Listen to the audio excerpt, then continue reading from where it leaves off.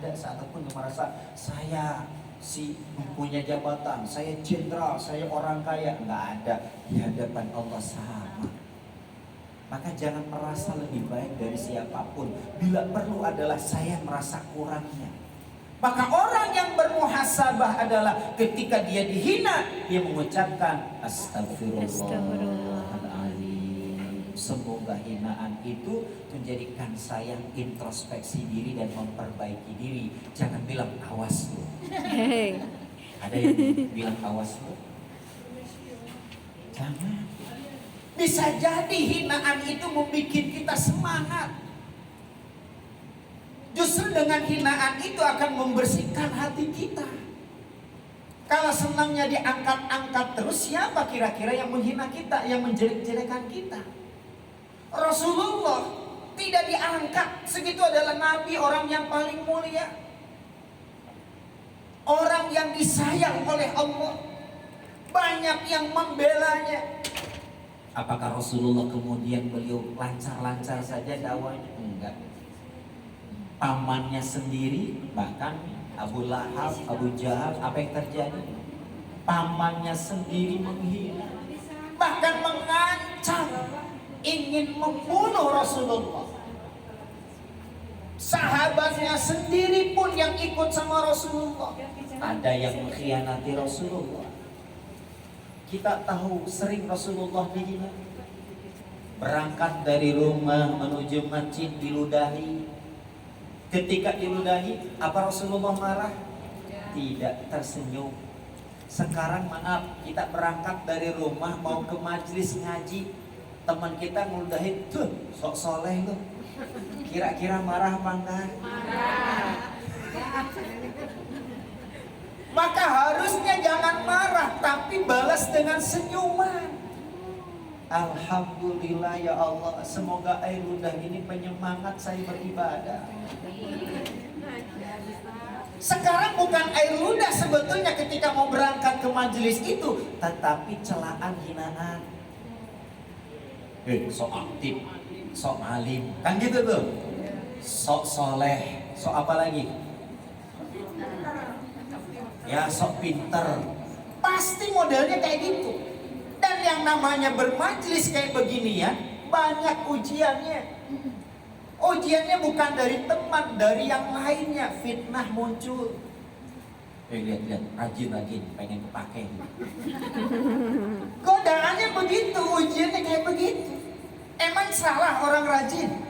Tidak, karena dia pengen dekat sama Allah. Maka orang yang rajin bermuhasabah adalah orang yang dekat dengan Allah. Mulai sekarang rajin bermuhasabah, sebab yang kita cari adalah ridhonya Allah, bukan ridhonya manusia. Dengan bermuhasabah yang kita cari adalah dekat dengan Allah. Maaf, sekarang saya mau tanya, Allah itu adil apa enggak sama kita? Adil. Tapi kenapa banyak keluh kesah kita kepada Allah? Seolah-olah Allah tidak adil sama kita, seolah-olah Allah selalu memuji kita. Maaf, kebahagiaan itu, keridhaan Allah itu bukan dengan cara Allah mengangkat dunia seseorang. Maaf, bukan dengan itu. Bukan dengan ketika kita pulang ke rumah ke Indonesia bawa uang jutaan, ratusan juta, bahkan miliaran. Bukan. Bukan dengan orang banyak suka kepada saya, menghormat sama saya. Bukan. Bahkan bukan juga, maaf, Allah mengangkat derajat seseorang itu dengan cara apa? Alhamdulillah saya banyak pengikutnya. Bukan. Justru itu bisa jadi istidraj. Itu bisa jadi istidraj. Apa itu istidraj? Diangkat sementara, setelah itu dijatuhkan oleh Allah.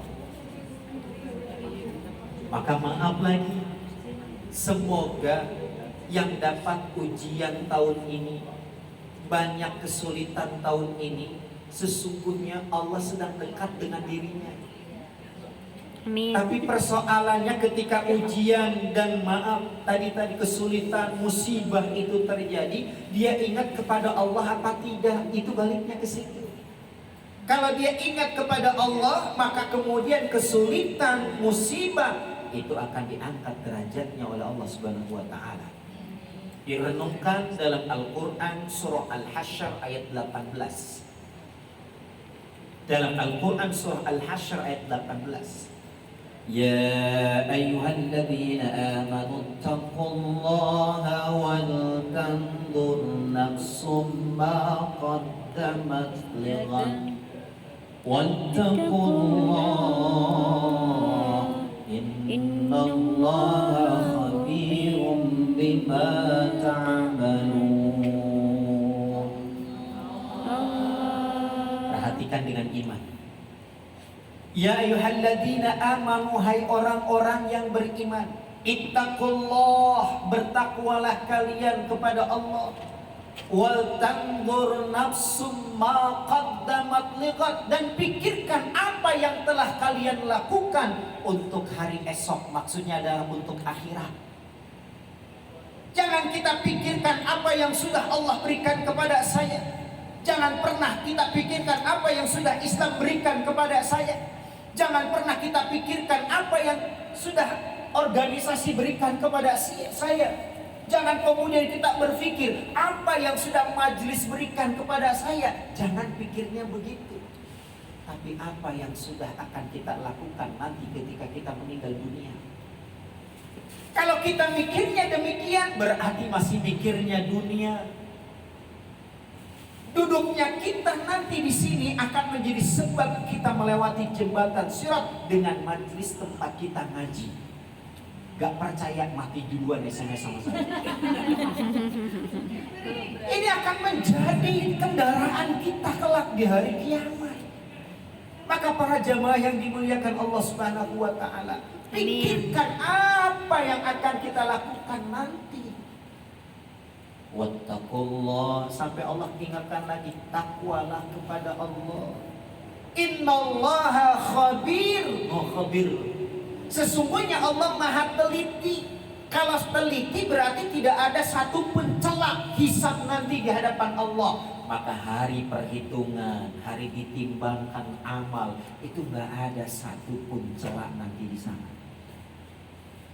Saya tanya nih, di waktu kita balik sampai sekarang, kira-kira masih ingat gak dosa apa saja yang dilakukan?